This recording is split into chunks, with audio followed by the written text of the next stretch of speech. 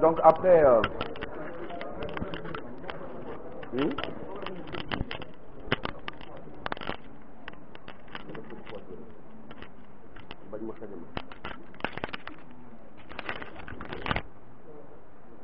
il m'a dit que c'est la même chose. Maintenant, faut que ma tâte. waaw loolu lay ragal c'est la même chose.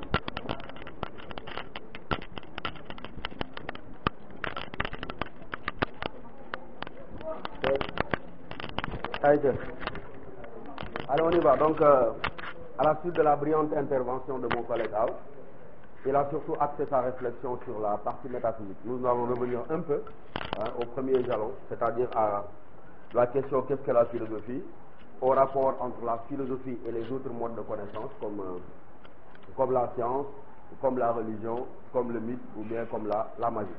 Après quoi, nous tenterons de faire une brève incursion dans le champ de la vie sociale. Nous nous rappelons tous que nous avions commencé nos réflexions au début de l'année par interroger la question initiale, celle par laquelle commencent tous les professeurs de philosophie. Et cette question-là, tout le monde la connaît, c'est la question qu'est-ce que la philosophie? Et dès que nous avons posé cette question, nous avions tenu à préciser, rappelez-vous, que déjà c'était une particularité de la philosophie. Parce que dans la configuration générale du savoir, la philosophie avait le monopole et avait ceci de particulier que c'était la seule discipline qui commençait par s'interroger sur elle-même. Nous nous rappelons encore de Comte Sponville nous disant, par exemple, que le biologiste ne nous dira jamais qu'est-ce que la biologie, et le biologiste également ne nous dira comment il faut vivre. Et donc, de toutes les disciplines, seule la philosophie commence par s'interroger sur elle-même sans en sortir. Ça veut dire quoi? Ça veut dire, comme je vous l'ai déjà dit à plusieurs reprises, que dès que le mathématicien se demande qu'est-ce que les mathématiques, il n'est plus à l'intérieur des mathématiques, il sort des mathématiques. Dès que le biologiste se dit qu'est-ce que la biologie, il ne fait plus de la biologie, il fait de l'épistémologie. Alors que, mes amis, quand on se pose la question qu'est-ce que la philosophie, on ne sort pas de la philosophie, mais on est en plein même dans la philosophie. Donc, première remarque, c'est une spécificité que la philosophie peut revendiquer à elle seule, c'est de commencer par être à elle-même son propre objet de réflexion.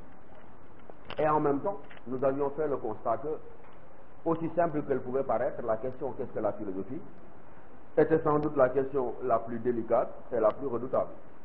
Elle renvoie un peu à ces questions d'ordre métaphysique dont parlait M. Aou tout à l'heure, et me fait revenir en mémoire un peu ce que disait Cheikh Hamidou Kane dans l'aventure en milieu. Lorsque Samba Diallo, discutant avec le chevalier autour d'une question, lui dit finalement, je crois que tu vas nous conduire sur la voie décevante de la métaphysique. Et quand il disait tu vas nous conduire sur la voie décevante de la métaphysique, c'était déjà une manière de lui montrer que on était sur un terrain dans lequel les questions n'avaient jamais de réponse définitive et les débats ne pouvaient jamais être tranchés. Et nous avions dit que dès qu'on se pose la question qu'est-ce que la philosophie, on est embarrassé. On est dans une sorte d'inconfort intellectuel. Pourquoi on est embarrassé? Pourquoi on est dans une sorte d'inconfort intellectuel? Parce que, aussi paradoxal que cela puisse paraître, la réponse la plus simple à cette question, je l'ai dit 1000 fois, c'est de dire je ne sais pas qu'est-ce que la philosophie. Parce que dès que je me pose cette question, il y a une foule de définitions qui germent dans mon esprit, et en même temps j'ai l'intime conviction qu'aucune de ces définitions à elle seule ne permet de rendre compte de la totalité du sens de la philosophie. Et donc, l'embarras dont je parlais tout à l'heure est lié au fait que, là également je vous l'ai dit plusieurs fois, que la philosophie avait la particularité de refuser à être inscrit à l'intérieur d'une seule et unique définition. Pourquoi? Parce qu'en réalité, comme nous l'enseigne Emmanuel Kant, et comme vous le savez également, on ne peut même pas et on ne doit même pas parler de philosophie au singulier. Quand on jette un coup d'œil dans l'histoire de la philosophie, ce à quoi nous assistons, c'est à une profusion de doctrines philosophiques, et en même temps qu'il y a une profusion de doctrines philosophiques, on se rend compte qu'il y a autant de conceptions de la philosophie. Et donc, il y a presque, je dis bien, autant de conceptions de la philosophie que de philosophes. Et c'est pourquoi, je vous le disais, et en particulier à mes élèves, que dès qu'on tente de définir la philosophie, on est sur le point de la trahison. Que toute définition procédait d'une authentique trahison, parce que comme je le disais tout à l'heure également, il est impossible d'assigner une seule et unique définition à la philosophie. Et dans l'impossibilité d'assigner une seule et unique définition à la philosophie, cela nous avait permis, rappelez-vous, de dire que le premier constat qu'on devait faire, c'est que la philosophie était rebelle à quoi? Elle était rebelle, nous disions, à toute capturation définitionnelle. Et quand nous disions qu'elle était rebelle à toute capturation définitionnelle, cela revenait à dire ce que je viens de dire dans mon propos liminaire, c'est qu'aucune définition prise à elle seule ne peut rendre compte de totalité de la signification de la philosophie. Et donc, si la philosophie, dès le départ, est rebelle à toute capturation définitionnelle, vous êtes d'accord avec moi qu'il est rigoureusement impossible d'assigner une définition à la philosophie. Pourquoi? Parce que j'ai l'habitude de dire à mes élèves que si on parle en bon français d'ailleurs, définir signifie, ça vient du latin definus, qui signifie simplement assigner une limite. Assigner une limite à quelque chose. Et donc, si définir signifie assigner une limite, dans le cas de la philosophie, on se rend compte qu'on ne peut pas lui assigner une limite. Parce que assigner une limite à la philosophie reviendrait à pouvoir identifier un objet d'étude et à réduire la philosophie à cet unique objet d'étude. J'ai l'habitude de montrer que toutes les autres disciplines se laissent aisément définir, au moins par un élément important, c'est par leur objet. Or, dans le cas de la philosophie, si on est tout de suite dérouté et embarrassé, c'est parce que justement, il m'est impossible à moi qui cherche à répondre à la question qu'est-ce que la philosophie, il m'est impossible d'assigner à la philosophie un seul et unique objet d'étude. Alors que toutes les autres disciplines, je vous dis, peuvent être définies à partir d'un objet. Prenez n'importe quelle discipline, prenez l'histoire, prenez la biologie, prenez les mathématiques. Prenez l'histoire, vous pourrez facilement la définir en disant l'objet de l'histoire, c'est simplement quoi? C'est simplement le passé des autres. Et c'est valable pour toutes les autres disciplines. Mais dès que je me pose la question qu'est-ce que la philosophie, je me rends compte que je ne peux pas répondre de la même manière parce qu'il m'est impossible d'assigner un seul et unique objet à la philosophie. Et puisque la philosophie n'a pas un seul et unique objet d'étude, qu'est-ce que nous allons dire tout de suite? On va se rendre compte que la philosophie est marquée par une pluralité et même une infinité d'objets. De quoi parle le philosophe et sur quoi réfléchit-il? Vous avez envie de me dire tout et rien. Le philosophe, il l'a dit tout à l'heure, réfléchit sur la vie. Il réfléchit sur la mort. Il réfléchit sur le destin. Il réfléchit sur le travail. Il réfléchit sur la liberté. Il réfléchit sur le langage.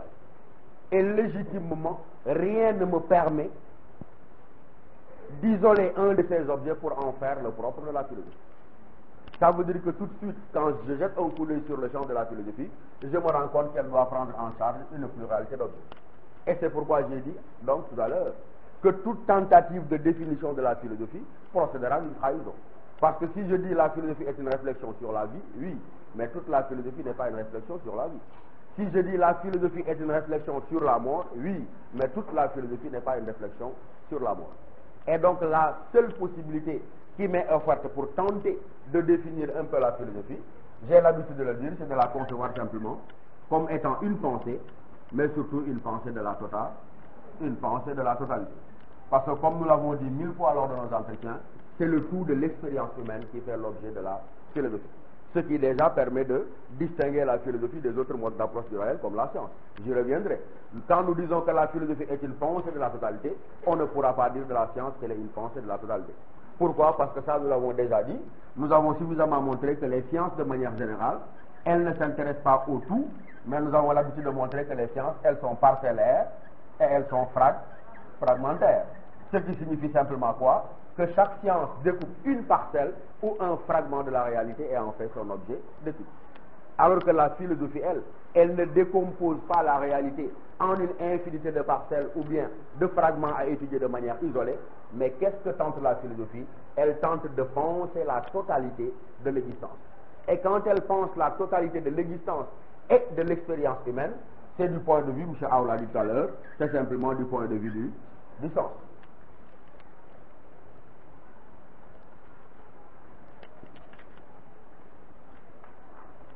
Et donc quand elle interroge, quand nous disons que c'est une pensée de la totalité, la philosophie est une réflexion générale sur le monde, mais cette réflexion-là, contrairement, comme on le verra dans le cas des sciences, elle s'attelle surtout à établir le sens de l'existence.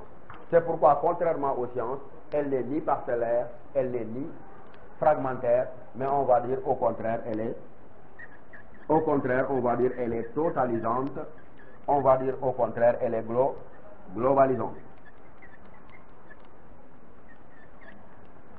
Et donc, comme je le disais tout à l'heure, s'il n'y a pas un seul objet d'étude pour la philosophie, la conséquence immédiate, c'est que également, il n'y a pas une philosophie, mais l'histoire de la philosophie est marquée par sa pluralité.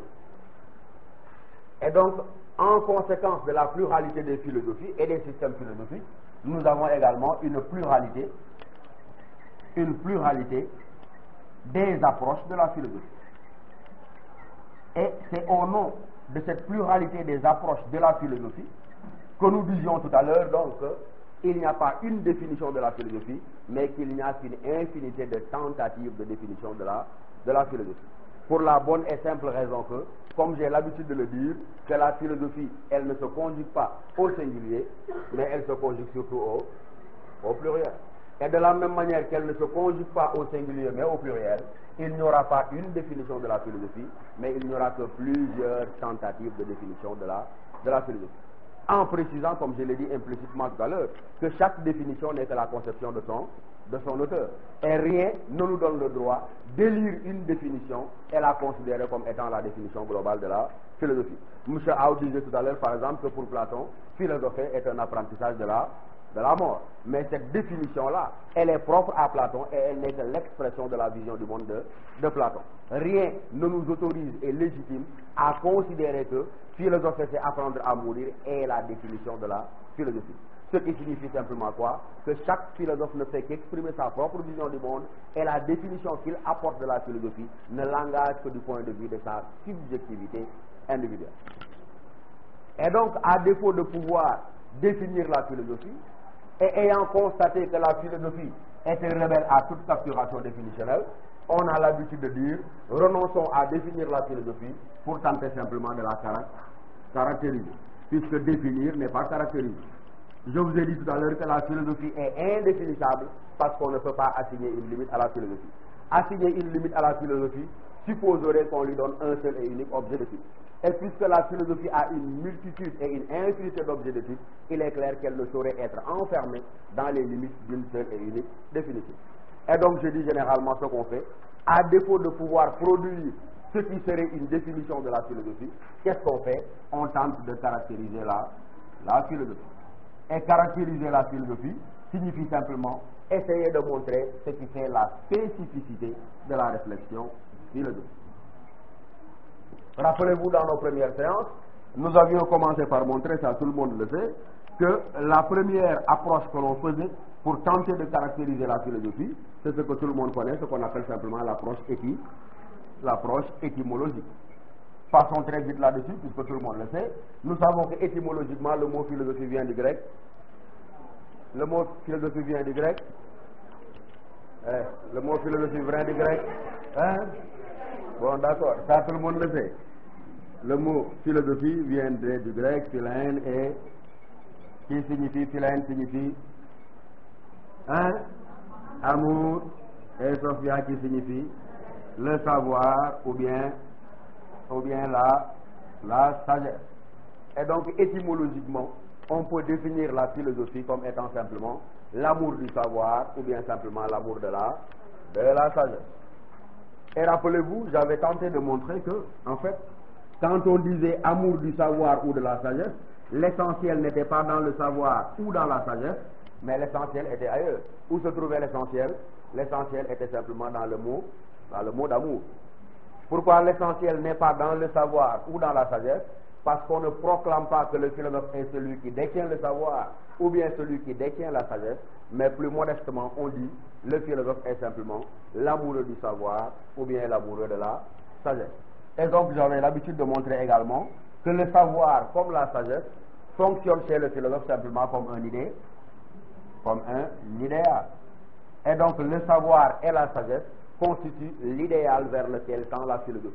Mais en aucune manière, la philosophie ne pourrait se définir comme étant la possession de ce savoir ou bien de cette sagesse. Elle est simplement amour. Et en tant qu'elle est amour, cela signifie simplement que toute la philosophie consiste à quoi? En tant qu'elle est amour, nous avons dit que ça signifie que la philosophie elle n'est pas la possession, mais elle est simplement la quête du savoir ou bien de la sagesse. Rappelez-vous, en son temps, cela nous avait permis de comparer le philosophe à qui?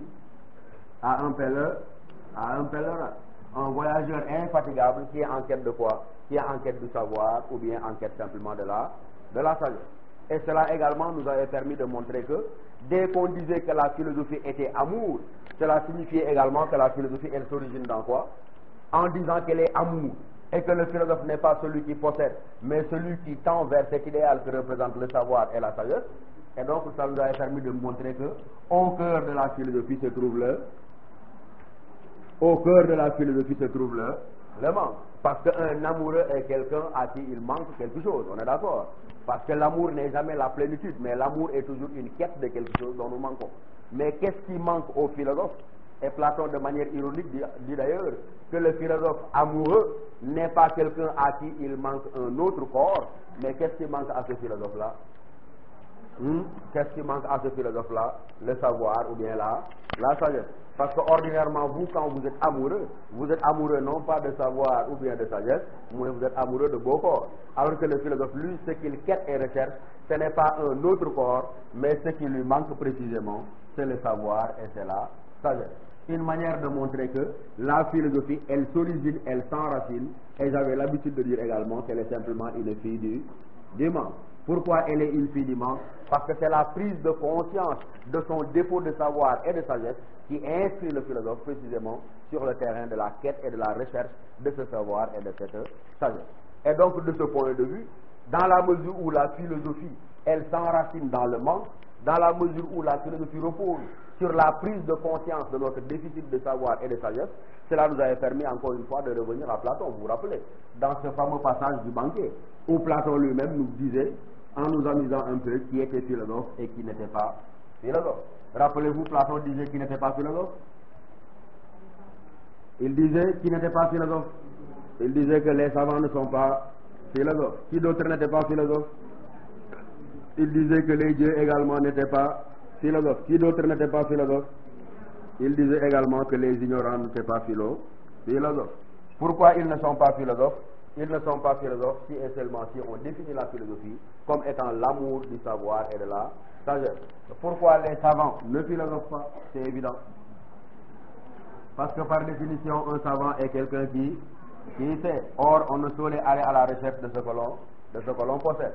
Pourquoi les dieux ne philosophent pas?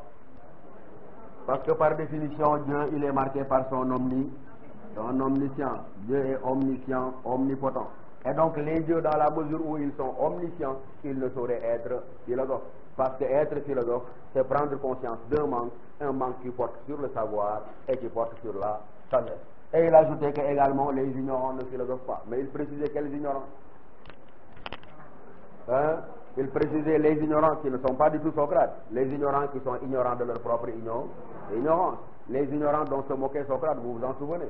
Socrate disait aux gens, tout le monde connaît sa formule, que tout ce que je sais, c'est que je ne sais rien. Mais avec un avantage considérable que Socrate lui-même précisait. Quel est l'avantage considérable qu'il avait sur les autres? Il leur montrait que, quel est l'avantage de Socrate qu'il avait sur les autres? Les autres, nous avons dit qu'ils sont ignorants et qu'ils sont ignorants de leur propre ignorance. Alors que dans la perspective de Socrate, il dit au moins moi, oui, Khuda, il sait son ignorance, donc il est conscient de son ignorance. Et Socrate leur disait que vous non seulement vous ne savez rien, mais vous ne savez pas que vous ne savez pas. Et pire que cela, vous croyez savoir. Et en croyant savoir, disait Socrate, vous vous interdisez de savoir. Alors que Socrate, il dit, au moins moi, non seulement je ne sais pas, mais je sais que je ne sais pas. Et c'est cette prise de conscience de mon ignorance qui fait que Socrate était un authentique philosophe, alors que les autres, ils disaient de simplement, on l'a déjà dit, qu'ils étaient frappés de cécité, ils étaient aveugles, mais Socrate précise, ils étaient frappés de cécité intellectuelle. Et nous avions montré naguère que dans la plupart des premiers dialogues de Platon, Socrate insistait sur le fait que la philosophie, elle s'origine dans le manque, elle s'origine dans le désir de savoir, que la philosophie était aux antipodes de la possession de la vérité, mais que dans tous les cas, elle était simplement une quête du savoir et une quête simplement de la sagesse. Vous vous rappelez Socrate, par exemple, discutant sur la question du beau. Lorsqu'il trouve des jeunes gens prêts à en venir aux mains sur la question du beau, Socrate leur dit, vous qui êtes sur le point de vous battre en matière de beauté, vous devez être simplement des experts. Parce que ces jeunes gens étaient presque sur le point de se battre, qui disant que cette femme était belle et l'autre disant que cette femme était laide. Et Socrate leur dit, mais certainement, puisque l'enjeu de votre débat c'est le beau, vous qui êtes sur le point d'en venir au moins sur la beauté ou la laideur de cette jeune fille, certainement que vous devez savoir qu'est-ce que le beau. Et quand il leur dit qu'est-ce que le beau, vous connaissez les réponses qu'ils fournissent. Et qu'est-ce qu'ils répondent par exemple? Il dit le beau c'est par exemple une belle jeune fille, ou bien le beau, je ne sais plus quoi, le beau c'est un beau coucher de soleil, ou bien le beau c'est un beau cheval, etc. Et dans tous les cas, ils répondent à Socrate en lui fournissant quoi? En lui fournissant des exemples de choses belles. Socrate leur dit, vous confondez deux questions. La question proprement mondaine et la question proprement philosophique. Et implicitement, en me disant le beau c'est ceci ou cela, vous ne répondez pas à la question qu'est-ce que le beau, mais vous répondez simplement à la question. Vous ne répondez pas à la question qu'est-ce que le beau, mais vous répondez à la question qu'est-ce qui est beau. Et Socrate le dit, ce qui est beau, c'est une beauté d'ordre mondain et sensible. Ce qui est beau, pour le trouver, je regarde simplement autour de moi. Alors que qu'est-ce que le beau? Ça, ce n'est pas une réalité matérielle et sensible, c'est une réalité abstraite. Et donc répondre à la question qu'est-ce que le beau, comme disait mon ami tout à l'heure, signifie simplement qu'on donne son congé au monde. Parce que le beau ne se trouve nulle part. Ce que nous trouvons autour de nous, c'est des beautés matérielles, c'est des beautés sensibles. Et donc Socrate veut leur amener simplement à faire cet effort d'élévation par lequel ils tournent le dos à leurs attaches sensibles pour se mettre simplement à la méditation et à la réflexion. Une manière dans tous les cas pour Socrate de leur montrer que vous n'êtes point philosophe, parce que faire de la philosophie, c'est reconnaître son ignorance, et quand on reconnaît son ignorance, on fait l'effort véritablement de quêter ce savoir et cette sagesse pour combler son ignorance. Et donc de ce point de vue, nous avions montré que la première approche, ce qu'elle nous livrait en tout cas comme information, c'est que la philosophie était une quête, et dans la mesure où était une quête, elle était opposée simplement à la possession. Donc retenons pour passer très vite que la philosophie n'est ni possession ni accumulation du savoir, elle est simplement une quête de ce savoir, elle est également une quête de cette sagesse. Et cela maintenant, il faut préciser que c'est cela qui permet d'ailleurs de comprendre l'orientation actuelle que nous avons de la philosophie, qui consiste simplement à définir la philosophie d'abord et avant tout comme étant une activité de remise en question. Puisque le philosophe, s'il est très clair qu'il ne possède ni le savoir ni la sagesse, toute son activité ne devrait consister qu'à quoi? À une réflexion, c'est-à-dire simplement à un questionnement. Et en disant que la philosophie donc, elle s'enracine non pas dans la plénitude du savoir, mais dans la quête et dans le manque, c'est une manière de montrer que, à l'époque moderne, la philosophie ne peut se définir que simplement comme étant une activité de remise en question. Mais avant d'en venir là, précisons que dans la perspective de la philosophie classique, cette approche-là n'était pas très reçue. Par exemple, vous avez des auteurs comme Aristote. Aristote, qu'est-ce qu'il dit de la philosophie? Aristote, il dit presque le contraire de ce que nous venons de dire. Parce que pour Aristote, la philosophie se définissait déjà comme étant une totalisation du savoir. Et donc, dans la perspective aristotélicienne, entrez mon cher Degboué. Oui, bien sûr, il n'y en a jamais de trop. Monsieur Degboué, installez-vous à côté de M. Aou là-bas. Il y a un collègue qui est là-bas. Je termine vite et je te passe la parole. Wow. Oui? Oui, ça va bien. Vous aviez besoin de quelqu'un? Augustin. Ah, c'est monsieur le principal. Comment vous allez? Philosophie. Terminal. Oui. Ça c'est bien. C'est bon, bientôt le bac. Et puis tous les entreprises. Non, monsieur Diouf. Songé Diouf. Monsieur? Songé Diouf. Bien tamé? Originaire de Diakhao et de Toucar. yaa andi magal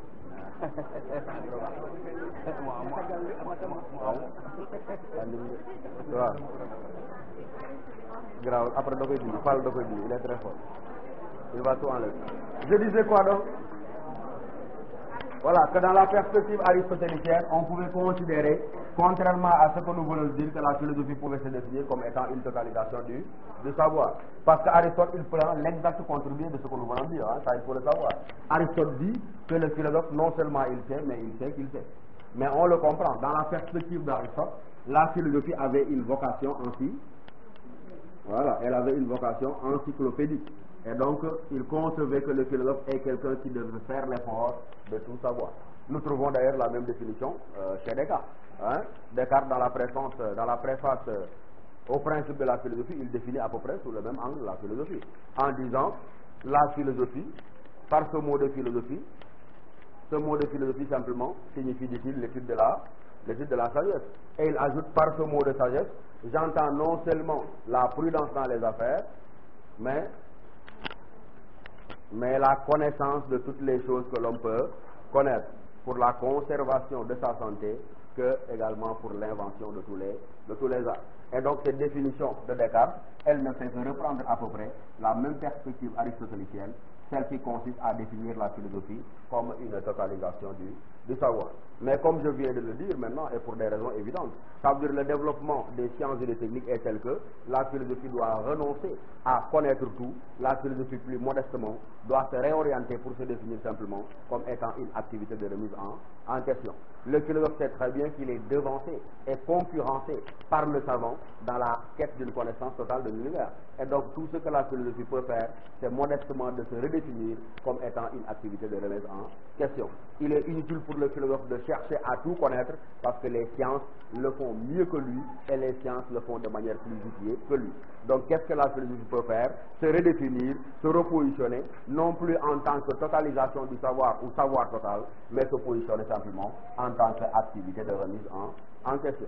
Et en disant de la philosophie qu'elle est une activité de remise en question, M. Aou en a largement parlé tout à l'heure, on met l'élément sur l'essentiel. L'essentiel, c'est que la philosophie se définit d'abord et avant tout comme étant une activité rationnelle. Nous avons montré de 1000 manières différentes dans nos entretiens déjà que toute la philosophie n'est qu'une aventure de la raison, mais une aventure d'une raison désireuse non pas d'expliquer le comment des choses, mais une aventure d'une raison désireuse simplement d'établir, comme je l'ai dit tout à l'heure, le sens profond de l'existence. Ce qui nous permettra un peu plus tard de faire la différence entre la philosophie et la science, la philosophie et la religion, la philosophie et le mythe, mais également la philosophie et la magie. Je vais passer la parole à M. Degboué, il a des contraintes de temps, avant que je ne revienne moi-même. Deg, tu peux y aller rapidement. Deg. Il doit repartir dans le temps.